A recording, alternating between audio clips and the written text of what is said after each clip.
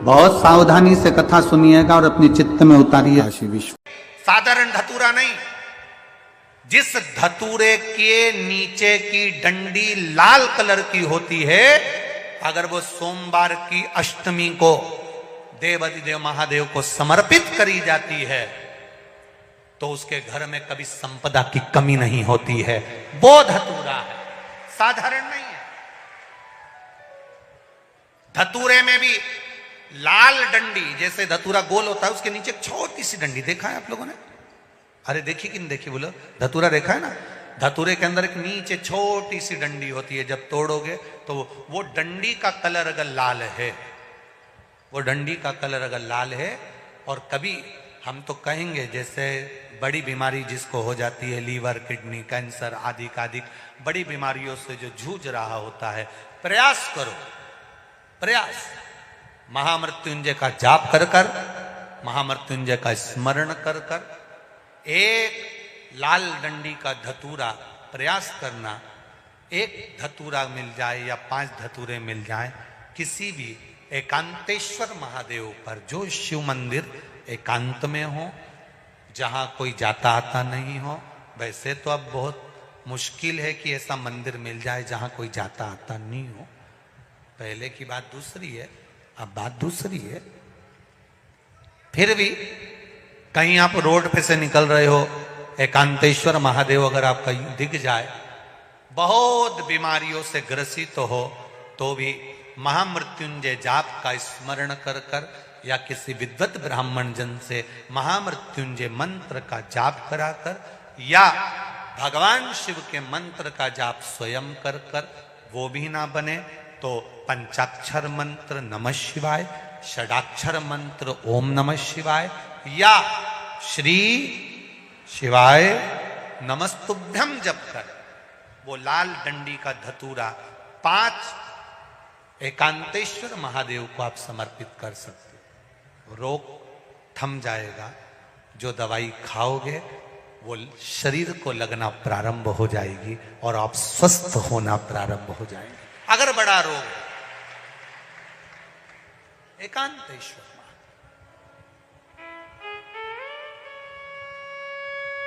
धतूरे का फूल, ये तो धतूरा के बात आ गई। अब धतूरे का जो फूल होता है,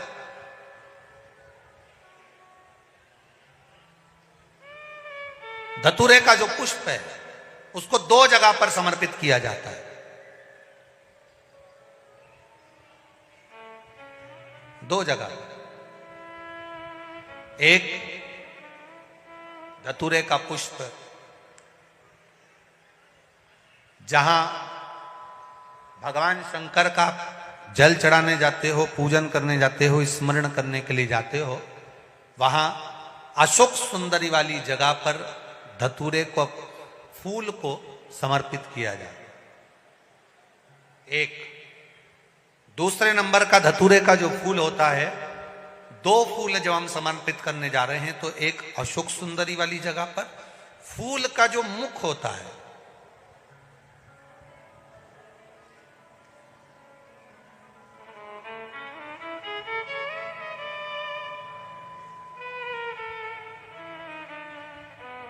मान लो ये फूल है धतूरे का। वैसे तो धतूरे का फूल लंबा होता है, आपने दर्शन किए किस किसने करे ना, सबने दर्शन। धतूरे का फूल लंबा होता है। अब वो लंबा जो पुष्प है, उसका जो खिला हुआ भाग है, जो खिला हुआ, और पीछे की जो डंडी है, तो अशोक सुंदरी वाली जगह पर जब हम समर्पित करते हैं, अशोक सुंदरी वाली जगह पर जब हम उसको चढ़ाते हैं, तो जैसे ये शिवलिंग है और यहाँ सामने अशोक सुंदरी की जगह है, तो जो अशोक सुंदरी वाली जगह पर हम पुष्प समर्पित करते हैं, तो खिला हुआ जो भाग है, जो खिला हुआ भाग है, उसको इस तरह से रखते हैं कि शिवलिंग की ओर उसका खिला भाग जाए, और डंडी का भाग इधर गणेश जी, कार्तिकेय जी और 33 कोटि जो देवी देवता हैं उस ओर उसका भाग जाए। उसका भाग ऐसा समर्पित। एक दूसरा, शिवलिंग पर जब हम धतूरे का पुष्प समर्पित करते हैं, शिवलिंग पर जब हम धतूरे का पुष्प समर्पित करते हैं, तो उस फूल का खिला हुआ जो भाग होता है, उसका मुख हमारी ओर होना चाहिए, अर्थात डंडी का मुख जब शिवलिंग पर चढ़ाएंगे तो डंडी का मुख उधर हो और खिला हुआ भाग हमारी ओर। बहुत अंतर है महाराज। जैसे बेलपत्री चढ़ाते हैं तो बेलपत्री चढ़ाते समय डंडी का मुख अपने ओर कर लेते, पत्तियों का मुख उधर कर दे, तो खिला हुआ जो भाग है वो हम अपनी ओर रख लेते हैं। अब कनेर का पुष्प इससे विपरीत में चलता है। कनेर का जो पुष्प होता है उसकी डंडी का मुख हम अपनी ओर रख लेते हैं और खिला हुआ भाग महादेव की ओर कर देते हैं, वो थोड़ा विपरीत हो जाता है। तो शिव तत्व कह रहा है, भगवान शंकर का संवाद कर रहा है, शिव महापुराण की कथा कर रही है। दो स्थान धतूरे के पुष्प को समर्पित करने के लिए दिए।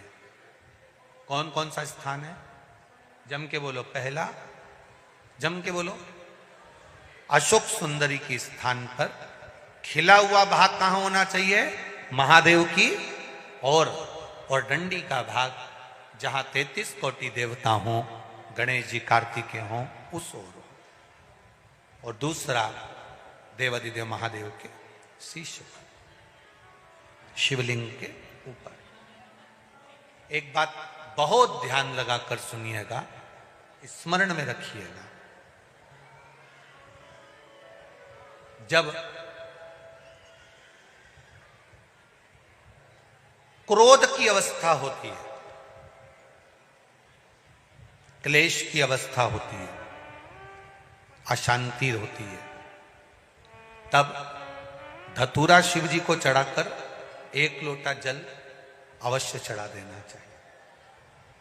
लगभग 20 से 25 मिनट लगते हैं, पर अगर हमने दिल से धतूरा चढ़ाया और 1 लोटा जल धीरे धीरे धीरे धीरे देवादिदेव महादेव को समर्पित करना प्रारंभ करा तो घर में से क्लेश, अशांति, क्रोध अपने आप धीरे धीरे शांत होना प्रारंभ हो जाता है। धतूरे में वो एक आनंद, धतूरे में वो एक सुख है, धतूरे में वो एक आनंद है। शिव महापुराण की कथा कहती है, तुम्हारे घर में अगर एक बच्चा, बुजुर्ग, नारी, पुरुष, स्त्री, कोई भी तुम्हारी 7 पीढ़ी में, तुम्हारी 71 पीढ़ी में भी अगर कोई एक व्यक्ति भगवान के मंदिर जाता है, भजन करता है, कीर्तन करता है, स्मरण करता है, पूजन करता है, दिया लगाता है, तुलसी जी में जल देता है, पीपल की परिक्रमा करता है, शंकर भगवान को 1 लोटा जल चढ़ाता है, भगवान की पूजन करता है, सुंदर कांड में जाता है, रामायण में जाता है, तुम्हारे घर का एक व्यक्ति भी अगर भगवान के भजन में लगा है तो पूरा घर, याद रखना, सबसे पहले उस भजन करने वाले के बल पर पूरा घर तर जाता है।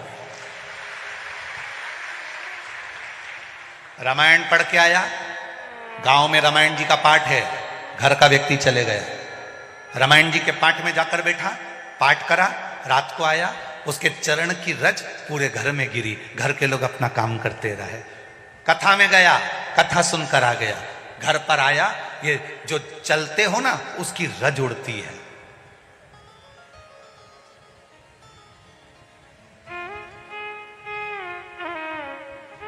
हाथी का पांव मगर ने पकड़ा तो सबसे पहले मगर का उद्धार करा।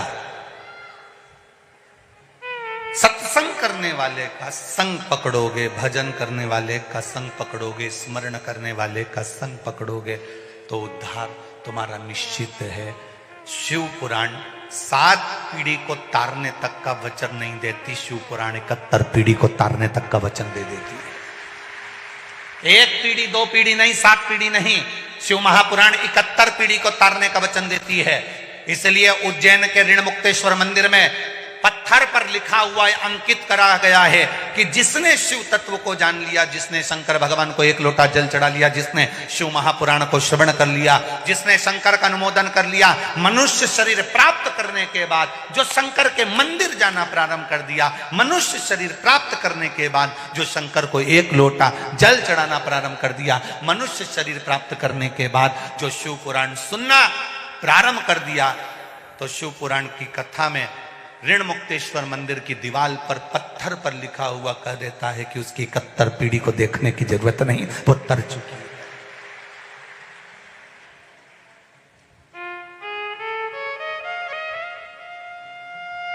क्यों जाते हैं हम उज्जैन? क्यों जाते हैं उस कालाधिपति की नगरी में?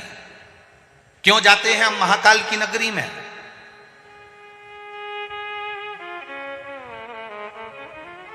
क्यों जाते हैं? काशी किस लिए जाते हैं? अभिमुक्त नगरी है काशी। माता पार्वती जी ने शंकर जी से 2 वर मांगे थे। एक वर पति पत्नी में झगड़ा हो तो उसमें प्रेम बढ़े, और दूसरा वर मांगा था कि काशी में जो मरे उसके कान में गुरु मंत्र तुम्हें देना पड़ेगा। शंकर भगवान कहने लगे ऐसा नहीं हो सकता कि मरने वाले को गुरु मंत्र में दूंगा। ऐसा नहीं हो सकता कि साधारण से मनुष्य को, साधारण से व्यक्ति को, मरने वाले को गुरु मंत्र में दूंगा। पार्वती जी ने भोजन करना बंद कर दिया, पार्वती जी ने भोजन को त्याग दिया, जल पीना बंद कर दिया, पत्ते खाना बंद कर दिए, केवल नासिका की एक श्वास लेती है वो भी छोड़ दी।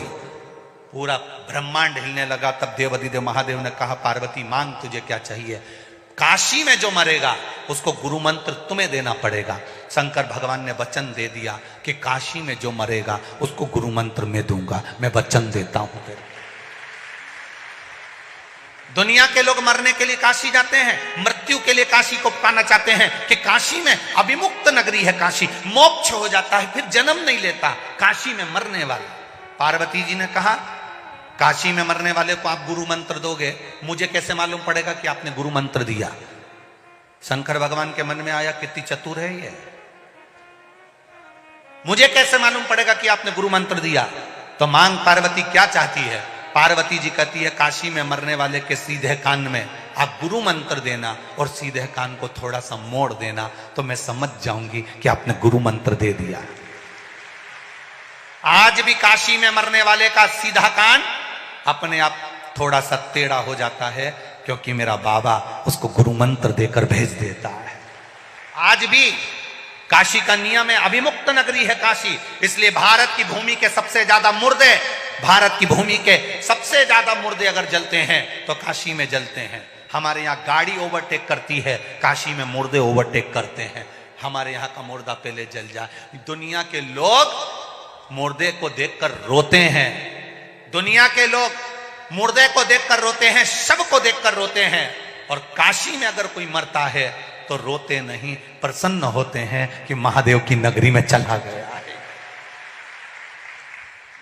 2 नगरी है, एक काशी अभिमुक्त नगरी है और दूसरी उज्जैनी महाकाल की नगरी, जहां दुनिया के लोगों का समय अच्छा ना चले, दुनिया के लोगों को लगे कि बड़ी दुख की घड़ी चल रही है, बड़ी परेशानी चल रही है, बड़ा कष्ट चल रहा है, बड़ी बीमारी चल रही है, बड़ा रोग चल रहा है, बड़ी तकलीफ चल रही है, उसको कहां ना जाना।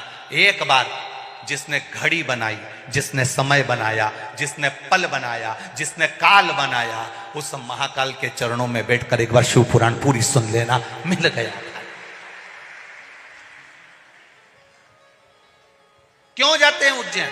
अपने समय को सुधारने के लिए। तूने महाकाल काल बनाया, घड़ी बनाई, पल बनाया, मेरा समय अच्छा नहीं चल रहा, मेरा समय अच्छा नहीं चल रहा। जब घड़ी अच्छी नहीं चलती तो इसको कपड़े की दुकान पर या किराने की दुकान पर नहीं ले जाते, इस घड़ी को हम घड़ी वाले की दुकान पर ले जाते हैं। एक बार वर्ष में नियम बना लो कि मुझे कालाधिपति के चक्र उस चरणों में पहुंचना है। और देखो ये तो किस्मत की बात है, 4 अप्रैल से 10 अप्रैल तक उस कालाधिपति के चरणों में शिव महापुराण की कथा बड़नगर रोड पर सुनने को मिल रही है। ये कृपा उसकी। और बार बार इतनी विशाल कथा बार बार सुनने को, कोई उज्जैन वालों से भी निवेदन करूंगा कि ये बार बार नहीं मिलने वाली। और जितने मेरे महाकाल बाबा के जितने, क्योंकि महाकाल बाबा तो दादा है, पिता है, और उसकी जितनी औलादें हैं, संतान है, जिसको मेरे महाकाल ने, मेरे कालाधिपति ने दिया है, उनसे एक ही बात कहूंगा कि इतने शिव भक्त आपकी उज्जैनी में आ रहे हैं, और उज्जैन के निवासियों से भी कहूंगा खाली मत जाना, अपना दरवाजा छोड़कर पंडाल में बैठकर शिव महापुराण की कथा का रसतत्व ग्रहण करना। दुनिया के लोग कहेंगे भीड़ बहुत है, भीड़ बहुत है। संसार में कहां भीड़ नहीं है? पर उसके चरणों में बैठकर कथा का रस तत्व ग्रहण करना है। और उज्जैन के आसपास के जैसे यहाँ पर लोगों ने, कोई ने फ्री में चाय की व्यवस्था करी, कोई ने जल की व्यवस्था करी, कोई ने कुछ व्यवस्था करी, कोई ने कुछ व्यवस्था करी, ऐसे उज्जैन नगर के सभी, इंदौर होए, देवास होए, आगरमालवा होए, बरनागर हो, नागदा हो, आसपास के सारे क्षेत्रवासियों से कहूँगा, दिल से बाबा के आने वाले भक्तों की दिल से सेवा करो, जो बन सके प्रेम से, आनंद से, भाव से भजन करो। और जितनी उज्जैन की शंकर मंदिर हैं और उनकी जो महिला मंडल हैं शंकर मंदिरों की, उनसे भी निवेदन है, रोज शाम हो शिव भक्तों के साथ बैठकर 15 मिनट शंकर जी के नाम का भजन करो, ढोलक और मंजीरे के साथ करो भजन। और जितने श्रोता भाई बहन उज्जैन में आ रहे हैं उनसे निवेदन है, दिन में 1 बजे से 4 बजे तक शिव महापुराण की कथा उज्जैन में चलेगी, टीवी पर आएगी। और उज्जैन में बड़नागर रोड पर भी 1 बजे से 4 बजे तक चलेगी। वो 2 से 5 नहीं, 1 से 4, 1 से 4 बजे तक चलेगी। जिसको 84 महादेव करना है वो सुबह से लेकर 1 बजे के पहले 12 बजे तक कथा स्थल पर पहुंचकर कथा का आनंद लेने के लिए सुबह भी 84 महादेव करो, शाम को भी करो। और दिन में बाबा की कथा का रस तत्व ग्रहण कर कर अपनी जिंदगी को संवारने का प्रयास करो, अपनी घड़ी को सुधारने का प्रयास करो। बार बार ये कथाएं नहीं मिलती। कई लोग काशी वाले कहते हैं गुरुजी एक बार फिर काशी आओ, बार बार योग नहीं बनता कि काशी बार बार आए या उज्जैन ही बार बार आए। मौका मिला है, छोड़ना नहीं। छिपरा जी का स्नान करो, महार सिद्धि का दर्शन करो, काल भैरव का दर्शन करो, 84 महादेव करो, चिंतामन गणेश का आनंद लो और दोपहर में 1 बजे बैठकर कथा का रस तत्व ग्रहण करो। खूब खूब भक्त लोग वहां पर पानी के प्याऊ लगा रहे हैं, कोई पोहा बंटवा रहा है, कोई हलवा बंटवा रहा है। सूचना मिली कि उज्जैन की अग्रवाल समाज वहां पर नमकीन छाछ 24 घंटे बंटवा रही है। कोई एक राहुल कल के बालक है वो पानी के प्याऊ लगवा रहा है, कोई कुछ व्यवस्था कर रहा है, कोई कुछ व्यवस्था करो। मेरे महाकाल ने आपको हजारों हाथों से दिया है तो आप दोनों हाथों से लुटाने का मौका मिला है, कर लो। शिव भक्त आज शरद जी सिसोदिया जी ने इतना बड़ा आयोजन किया, रोज प्रतिदिन इतने लोगों का भोजन भंडारा प्रसादी सारी व्यवस्थाओं को अनुकूल किया। ये शिव की भक्ति बिना नहीं मिल सकता, शिव तत्व के बिना नहीं मिल सकता। करो।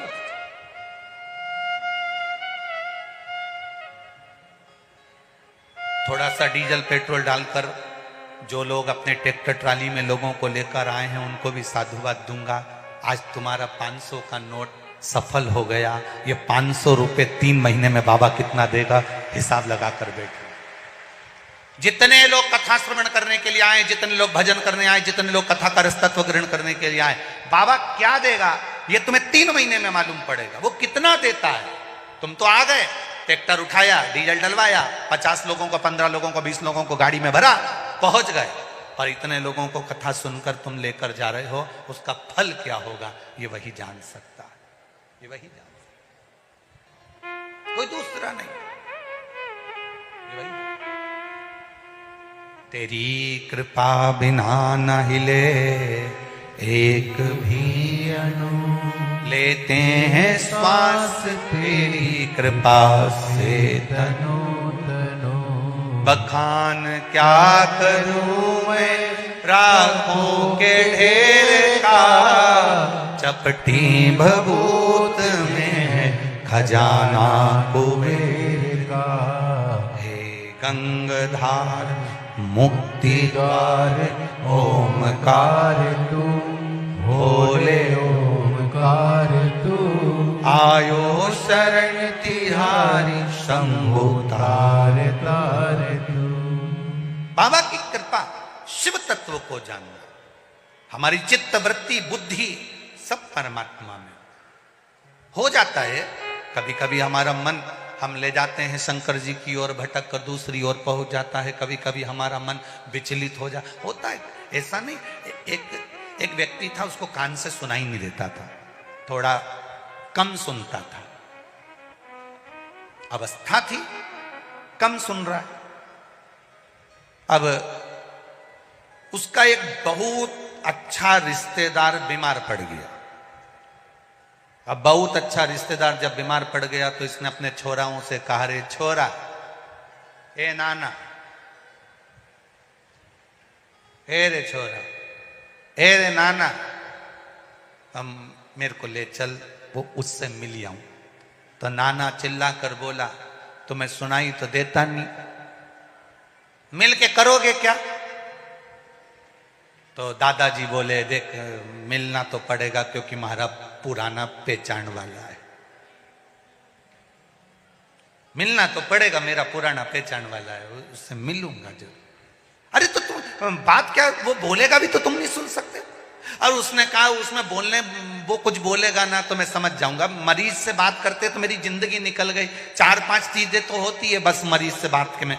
ज्यादा होगा तो उसका हालचाल पूछ लूंगा, ज्यादा होगा तो दवाई का पूछ लूंगा, ज्यादा होगा तो भोजन का पूछ लूंगा, ज्यादा होगा तो डॉक्टर का पूछ लूंगा। और मुझे मालूम है कि वो पलंग पर लेटा लेटा जवाब भी क्या देगा। तो ये तो सबको मालूम है कि मरीज से अगर बात करो तो वो क्या जवाब दे। तो तू मेरे को ले चल, मैं तो मेरे मन से पूछ लूंगा और मन से जवाब दे दूंगा। तो सुनाई तो दे नहीं, मत देन दे, तू तो ले चल, मैं जवाब दूंगा नहीं, बस तू तो ले चल। उन्हें दादाजी को मोटरसाइकिल पे बिठाया ने हॉस्पिटल ले गए।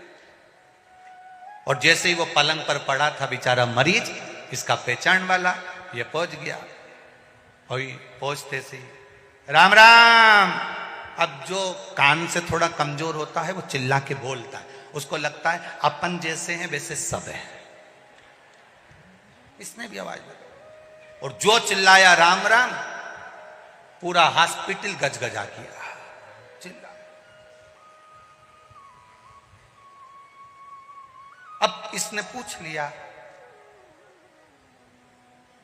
आप तबीयत कैसी है? तो जो पलंग पर पड़ा था उसको गुस्सा आ गई थी, ते चिल्ला के बोल रही है, शर्म नाम की चीज नहीं है, मर रहे हैं।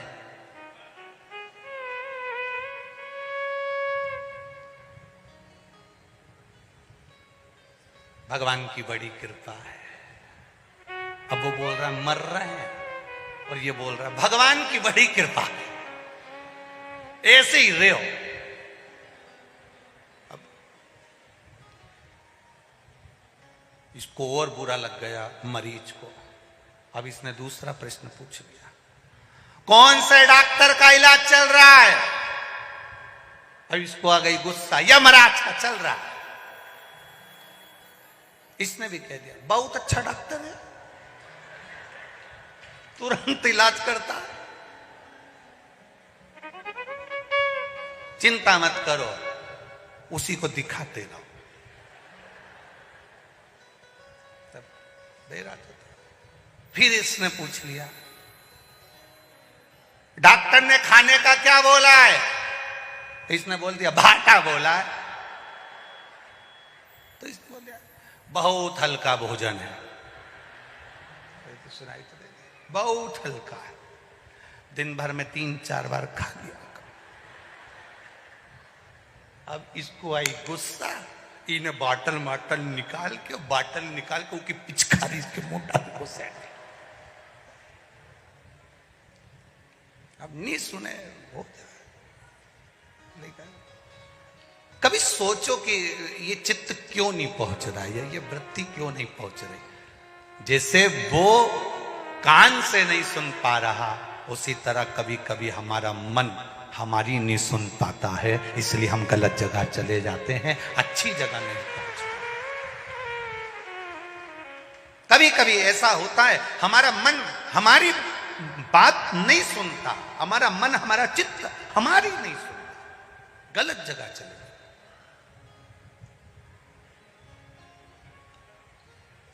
जाना अच्छी जगह।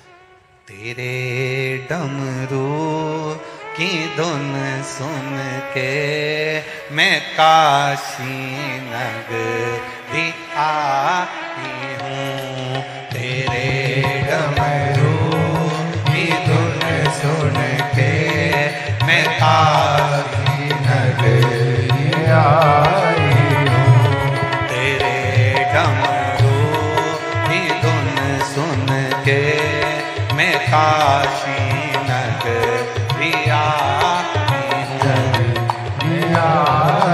हूँ, मैं काशी नगरी आई हूँ, मैं काशी नगरी में आई हूँ, मैं काशी नगरी आई हूँ, मैं काशी नगरी में आई हूँ, मैं काशी नगरी आई, मैं काशी नगरी में आई हूँ, मैं काशी नगरी आई, मैं काशी नगरी में आई हूँ। हर हर महादेव।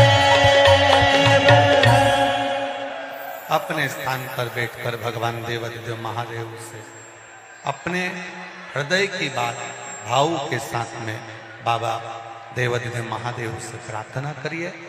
भाव से बैठकर भगवान शिव से अपने मन की बात।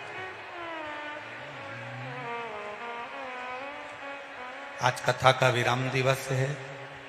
बाबा से कहिए, बाबा इस कोटेश्वर धाम की पावन धरा पर शिव महापुराण की कथा के मध्य आपसे प्रार्थना भाव के साथ दिल के साथ कर रहे हैं। हमारी प्रार्थना को स्वीकार करिएगा।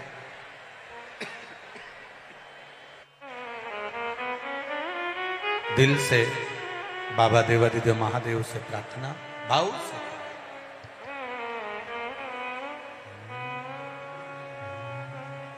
श्री शिवाय नमस्तुभ्यं, श्री शिवाय नमस्तुभ्यं, श्री शिवाय नमस्तुभ्यं, श्री शिवाय नमस्तुभ्यं, श्री शिवाय नमस्तुभ्यं। भोला सब दुख काटो भारा, ओ भोला सब दुख काटो भारा। शिव शंकर जपो तेरी माला, भोले बाबा जपो तेरी माला, भोला सब दुख काटो भारा, ओ भोला सब दुख काटो भारा। वेश मंगल मंगलकारी, वेश मंगल मंगलकारी, समरण वास्ते हमारा, समरण वास्ते हमारा, भोला सब दुख काटो भारा, ओ भोला सब दुख काटो भारा। शिव कथा कह रही है, भगवान शंकर का संवाद कह रहा है, शिव महापुराण की कथा कह रही है। दिल से विश्वास के साथ भाव के साथ भगवान की आराधना करना, विनती करना, निवेदन करना, चरणों का स्मरण करना, तो वो धारण कर लेगा। जैसे दोपहर के बाद में तोड़ी गई बेलपत्र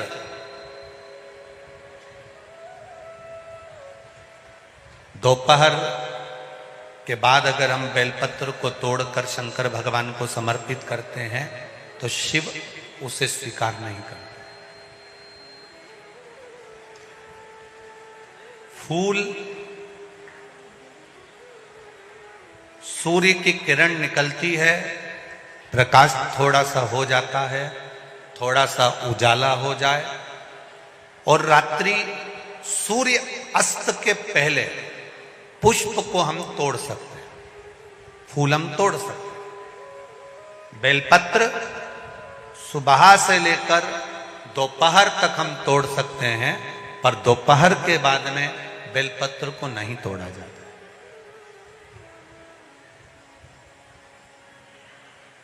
चतुर्थी, अष्टमी, नवमी, द्वादशी, चतुर्दशी, अमावस्या, पूर्णिमा, संक्रांति, ये ऐसे पर्व हैं जिस दिन बेलपत्र को नहीं तोड़ा जाता।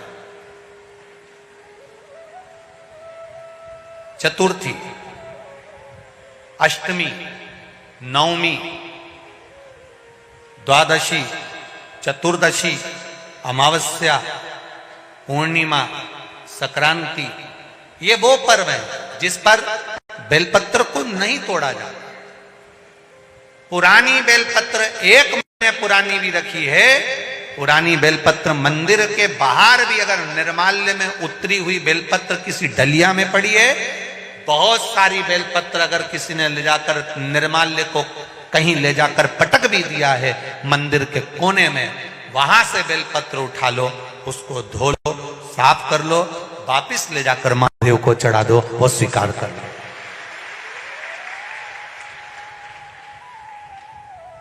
पशुपति व्रत कर रहे हो, चतुर्थी पड़ गई, अष्टमी पड़ गई, द्वादशी पड़ गई, बच्चों से मत कहो कि बेलपत्र तोड़ कर लाओ। बच्चों से कहो जाओ शंकर जी के मंदिर में कहीं डलिया में कहीं एक आध 2 बेलपत्र भी, 1 बेलपत्र भी अगर कहीं साइड में पड़ी हो, उसको उठा लाओ, धो, बाबा के थाली में रख लो और पशुपति व्रत पर भी चढ़ा दो। दोपहर के बाद में पूजन करने जा रहे हो, बेलपत्र दोपहर के बाद ना तोड़वाइए। फूल सुबह प्रकाश होने से लेकर रात्रि को, शाम को जब सूर्य अस्त हो उसके पहले फूल आप तोड़ लो, मना नहीं है, दिन भर का समय आपके पास है, पर रात्रि में फूल नहीं तोड़ा जाता। शंकर भगवान पर समर्पित कोई प्रसाद शिव जी को चढ़ाया गया, कोई प्रसाद रात भर नहीं रखना चाहिए। आप लोग तो संकट सोमवार अगर किसी ने करे हों, किसी ने करे संकट सोमवार या 16 सोमवार, हाथ उठाओ, किस किस ने करे हैं, पहले करें आप लोगों ने, रखो। जो लोग 16 सोमवार करे हुए होते हैं, संकट सोमवार करे हुए होते हैं, उनको मालूम होता है, उनके स्मरण में रहता है कि संकट सोमवार का जो प्रसाद होता है उसको रात भर नहीं रखते। उसका कारण स्कंद पुराण में भी कहा गया, उसका कारण शिव महापुराण में भी वर्णन किया गया। शंकर भगवान का प्रसाद, शिव जी का प्रसाद, अगर जितना जितना अंधेरा बढ़ते चले जाता है, जितना जितना रात्रि होती चली जाती है और दूसरा दिन अगर लग जाता है, तो उस प्रसाद पर आपका हक नहीं रहता, उस प्रसाद पर फिर चंड का हक हो जाता, फिर उनके गणों का हक हो जाता है, फिर आपका हक समाप्त।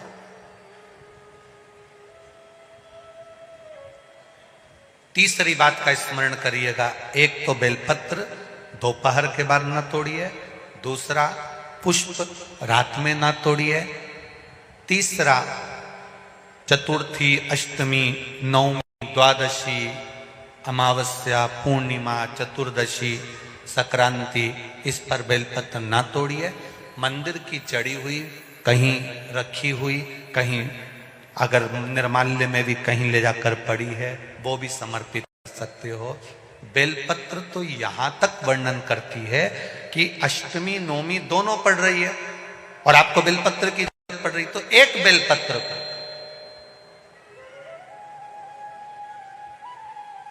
आप, एक बेलपत्र को या तो वस्त्र में संजो कर रख लो, रख सकते हो, संभाल के रख लो, ना बने तो तुम्हारी जो पाठ पढ़ने की पुस्तिका होती है, जिसको तुम भजन गा लेती हो, पढ़ लेती हो, राम रक्षा स्तोत्र, हनुमान चालीसा, गोवर्धन चालीसा, जो पढ़ लेती हो वही उसी में रख लिया, और वही बेलपत्र वापिस हमको प्राप्त हो गई। हमने वही शिव जी को वापिस चढ़ा दी और उससे हमको फल की अनुभूति प्राप्त हो गई।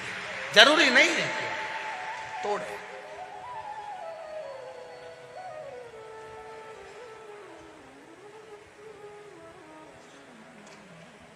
पंच पुष्प में 5वें नंबर का पुष्प आता है।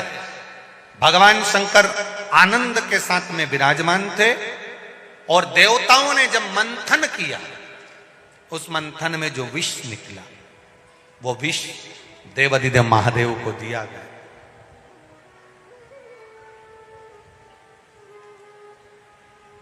अब बाबा देवाधिदेव महादेव को जो विष प्राप्त हुआ, तो पार्वती मैया को शिव जी ने याद किया, पार्वती आओ।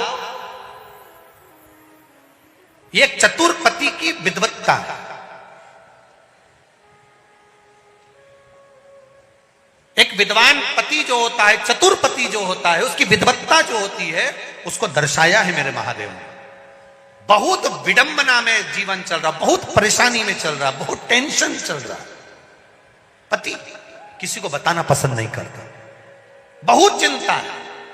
घाटा लग गया, कर्जा बढ़ गया, तकलीफ हो गई, रोग हो गया, बीमारी हो गई, कुछ गलत करी आया, कुछ अच्छा करी आया। किसी को बताए ना बताए, पत्नी को एक बार बोल कर देखना, वो तुमको विल पावर मजबूत करेगी, कह देगी चिंता मत करो, मैं हूं और आप हो, सब करेंगे। पर पति पत्नी को ऐसा धुतकार, तू चुप रहे, तेरे में अक्ल नहीं है, तू तो पगली है। अरे भाई, इसने तेरे से कहा था कि तू कर्जा करके आ। इतनी माताएं बैठी है, इतनी और इतनी टीवी पर कथा सुन रही हैं। एक माता ने कभी अपने पति से कहा हो कि तुम कर्जा करो, चोरी करो, डाका डाल के लाओ? कोई नारी अपने पति को चोरी करता नहीं देखना चाहती, कोई पत्नी अपने पति को डाका डालते नहीं देखना चाहती, कोई पत्नी अपने पति को कर्जे में डूबते हुए नहीं देखना चाहती। पत्नी हमेशा पति को चंद्रमा की रोशनी की तरह बढ़ती हुई देखना चाहती है, सूरज की रोशनी की तरह बढ़ते हुए। अब कर्जा हो गया, तकलीफ आ गई, बुरा करिया है, बेकार काम करिया है, तो घबराना नहीं। अपनी धर्म पत्नी को एक बार आद्य शक्ति समझकर, पार्वती समझकर, शिव की शक्ति समझकर उसको भी अपनी बात कहो, दिल से कहो, जो सच है उसको कहो। वो आद्य शक्ति के रूप में तुम्हारे साथ में बैठी है, तुमको खड्डे में नहीं पटकेगी, थोड़ा ना थोड़ा उसकी विवेक से, उसकी बुद्धि से समझाने का प्रयास करेगी और तुमसे इतना जरूर कह देगी, अब जो हो गया हो जान दो, चिंता मत करो, होगा, देखेंगे। आप और हम है ना, टेंशन लेने की जरूरत नहीं है, सब आगे बढ़ेंगे, फिर करेंगे। ये नारी का बल है, ये नारी की बलता है, ये उसका धैर्य है।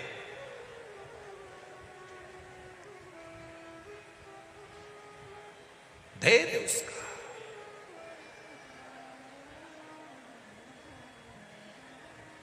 पत्नी मर गई, पति टूट गया। क्यों भैया? आज तुम मदिरा की दुकान पर खड़े थे, क्या बात है? बहुत गम था इसलिए पी ली। अच्छा, पत्नी का पति किसी का मर जाता है, कोरोना में चले गया, इसको गम नहीं था, ये नहीं गई। तुम्हें गम था, कर्जे में लदालुम हो गए, गम हो गया, किसी ने कुछ कह दिया, गम हो गया, झगड़ा हो गया, गम हो गया, और तुम मदिरा की दुकान पर चले गए। नारी की जिंदगी में कितना गम है। ताने सुन रही है, आप शब्द कह रहे हैं, लोग ताने दे रहे हैं, आड़ा टेढ़ा कर रहे हैं, कहीं कुछ हो रहा है, कहीं कुछ हो रहा है। रोती है तो भी रसोई घर में रोटी बनाकर अपने बच्चों का पेट भरती है, वो नारी कोई सहन नहीं हो। गम तुमको है, गम इसको नहीं। जो आता है, पति आया तो दो शब्द कह गया, देवर आया तो कह गया, जेठ आया तो कह गया, ससुरा आया तो कह गया, सासू आई तो कह दिया, मायके वाले बोले तो बोल दिया, भैया से बोलो तो भैया बोले, भाभी से बोलो तो भाभी बोले। एक नारी, बेटा है तो बेटा बोले, छोरी है तो छोरी बोले, एक नारी जिंदगी भर सुने, इसको गम नहीं है। फिर भी शंकर की आदि शक्ति इसके अंदर विराजमान है, इसलिए धैर्य रखती है, फिर आगे बढ़ जाती है, रोती है, पोंछती है आंसू, फिर भी तुम्हारा साथ दे जाती है, फिर भी साथ देती है। वो नारी है।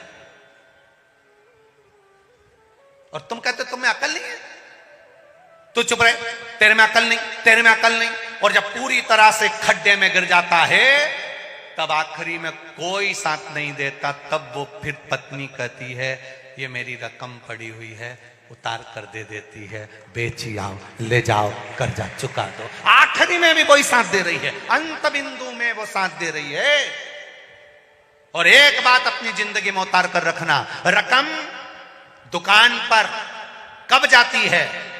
जब घर में दुख आता है। किसी भी नारी की रकम दुकान पर ऐसे नहीं जाती। बोलो री जी सही है कि गलत है? घर में कर्जा बढ़ गया, दुख आ गया, तकलीफ आ गई, परेशानी आ गई, तब घर की रकम दुकान पर जाती है।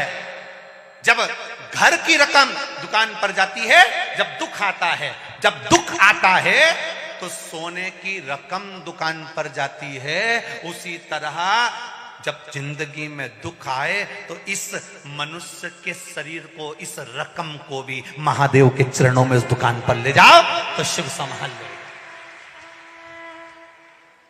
सोने की रकम दुकान पर जा रही है, सोने की रकम दुकान पर पहुंच रही है। ये शरीर भी उस परमात्मा की चौखट तक जाना चाहिए।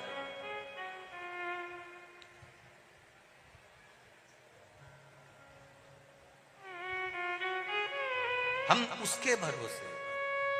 पति कहता है पत्नी से, तुझमें विवेकता नहीं, तुझमें बुद्धिता नहीं, तुझमें तू नहीं जानती। अरे तकलीफ आई है, एक बार बैठकर उससे भी कहो जो तुम्हारी अर्धांगिनी है। और अर्धांगिनी से भी निवेदन है, अपने मन में कुछ ना रखते हुए अगर कुछ बात कहना है तो अपने पति से कहो, किसी से मत कहना। दुकान पर 50 नौकर काम करते हो, फिर भी फोन लगाकर नौकर से मत कहना कि तुम मेरे को ये सामान ला कर दो। अगर कहना तो अपने पति से कहना। क्यों? अगर एक आध बार तुमने नौकर से कहा सामान ला कर दो, नौकर 3-4 बार सामान ला कर देगा, तो हो सकता है लोगों की दृष्टि गलत हो जाए। अपने पति से कहना मुझे ये सामान ला कर दो, वो लाए तो ठीक, ना लाए तो ठीक, पर नौकर से भी मत कहना कि मुझे सामान ला कर। अपनी चित्त वृत्ति से कहो।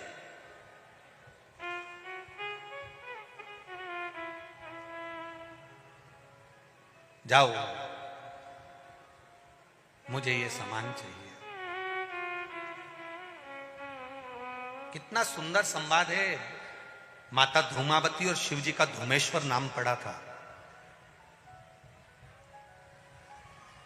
शिवजी ने कितनी विचित्र लीला करी है, जरा देखिएगा। गणेश जी रोते हुए आते हैं और माता पार्वती से कहते हैं मां मुझे भूख लगी है। कार्तिकेय षडानंद रोते हुए आते हैं, मां मुझे भूख लगी है। अशोक सुंदरी रोते हुए आती है और कहती है मां मुझे भूख लगी है। और शंकर जी अखंड समाधि में लीन, तप साधना में लीन, भूख लग रही है। माता पार्वती ने देखा कुछ भी नहीं था, क्या दूं बच्चों को? अगर मेरे स्तनों में दूध होता तो मैं अपने बच्चों को पिला देती, पर स्तन में दूध भी नहीं।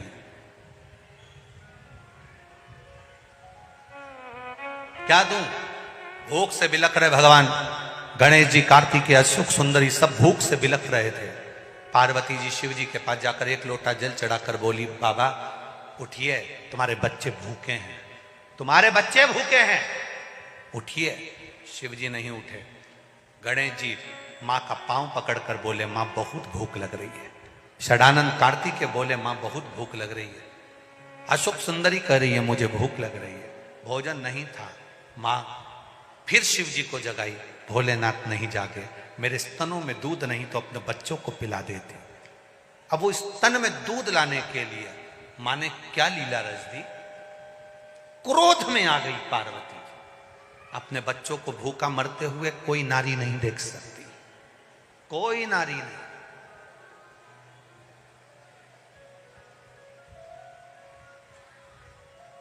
कौन नारी देखेगी? एक मां अपने बच्चे के लिए समर्पण का भाव लेकर चलती है। देखा मेरे बच्चे भूखे, स्तन में दूध नहीं, पार्वती जी को क्रोध आया, शंकर जी को उठा लिया, उठाकर मुंह में भरकर निगल गई, स्तन से दूध बहने लगा, बच्चों को पिलाने लगी। हाहाकार मच गया, साबधूर। शिव जी को पार्वती जी निगल गई, शिव जी नहीं, शिव जी नहीं, शिव जी नहीं। देवताओं ने आराधना करी, मां कृपा करो, मां प्रकट करो महादेव को। शंकर जी को धुएं के रूप में अपनी नासिका से महादेव को प्रकट कर दिया। शिव जी का नाम ध्रुमवान हो गया और पार्वती का नाम ध्रुमावती हो गया। शिव जी ध्रुमवान बन गए, माता पार्वती ध्रुमावती बन गई। शंकर जी ने कहा, पार्वती तू अपने पति को थोड़ी देर के लिए निगल गई थी, तेरा पति उस समय पर नहीं था, इसलिए ध्रुमावती तू वैधव्य के रूप में रहेगी। ना तेरी मांग में सिंदूर होगा, ना गले में मंगलसूत्र होगा, ना बिछोड़ी, ना चूड़ा होगा। आज भी दतिया में पीताम्बरा धाम में मां धूमावती के मंदिर है। मां धूमावती का अगर आप दर्शन करने जाओगे तो मां सौभाग्यवती नारी को अंदर नहीं जाने दिया जाता, पर्दे में बंद रहती है, 16 श्रृंगार नहीं करती, मां वैधव्य के रूप में रहती है। ना मांग में सिंदूर है, ना नाक में लौंग है, ना गले में मंगलसूत्र है, वो धूमावती माता है। आज भी दुनिया के बड़े बड़े राजनेता दतिया में जाकर धूमावती की पूजन करते हैं और उससे वर प्राप्त करते हैं। वो धूमावती है, वो पीताम्बरा पीठ में बैठी है, अलमस्त होकर अपने बच्चों के लिए निकली थी, अपने बच्चों। ध्रुमवान ध्रुमावती बड़ा उसका सहजता क्या है? जीवन कोई सरल है क्या? जीवन में कोई सरलता है? शिव जी ने, पार्वती जी ने पूछा, भोलेनाथ जी विष आया है, आपके लिए आया है। शंकर भगवान बोलते हैं, मैं अकेला नहीं पीऊंगा, तू कंठ में जाकर बैठ जा, अर्धांगिनी है तू मेरी, बराबर की हकदार है तू मेरी, बैठ मेरे पास। कंठ में मां बैठी, शिव जी ने विष पिया, कंठ में पहुंच गया। नीचे जा रहा था विष, शंकर भगवान ने उसको कंठ में ही रोक लिया। अंदर जाएगा तो मेरे उदर में ना जाने कितने शिव भक्त बैठे हैं। शिव पुराण कहती है, ये पूरा जो ब्रह्मांड है, ये पूरी जो पृथ्वी है, ये पृथ्वी शंकर भगवान के उदर में विराजमान है। शंकर जी एक चावल का दाना खाते हैं और सबका पेट भर देते हैं। शिव जी आराम से सोते हैं तो सबको निंद्रा आती है, शिव मस्त रहते हैं तो सब मस्त रहते हैं। शंकर जी को लगा, अगर मैं विष पी गया और वो विष पेट में चले गया, वो विष उदर में चले गया, तो मेरा पूरा ब्रह्मांड, पूरी पृथ्वी पर जितने जलचर, थलचर, वायुचर, जीव जो रह रहे हैं, जो मनुष्य रह रहे हैं, ये सब विष के असर से मर जाएंगे। तो पार्वती जी कह रही है, प्रभु इसको अंदर गटको। पार्वती जी कह रही इसको नीचे उतारो। शंकर जी कह रहे नहीं उतार सकता, क्योंकि नीचे मेरी औलाद बैठी है, नीचे मेरी संतान बैठी है, सब मर जाएगी, इसलिए मैं उसको अंदर नहीं उतार सकता। तो पार्वती जी कह रही है, मैं कंठ पर बैठी हूं, ये विष मेरे पास है। शिव जी कहते हैं, माता पिता की जिंदगी है ही ऐसी, जिंदगी भर विष पीना है और औलाद को सुरक्षित रखना है।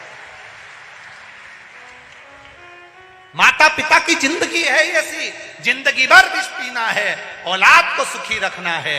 ये माता पिता है। घर में पिता शिव का स्वरूप है, मां पार्वती का स्वरूप है।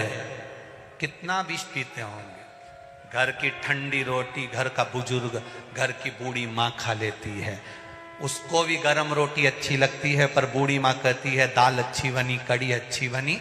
घर में ठंडी रोटी रखी है ना वो फ्रिज के ऊपर, 2 ला के दे दे। बहू कहती है ठंडी क्यों खा रही हो, गरम खा लो। नहीं नहीं, तू मुझे ठंडी ला दे, क्योंकि सास को मालूम है ये ठंडी रोटी कोई नहीं खाएगा, बाद में गाय को पटक दी जाएगी, बाहर कुत्ता को डाल दी जाएगी। मेरा पति एक एक रोटी कमा कर लाया, एक एक निवाला, एक एक अन्न का दाना लाया, इसको पटकूंगी नहीं। घर की बुजुर्ग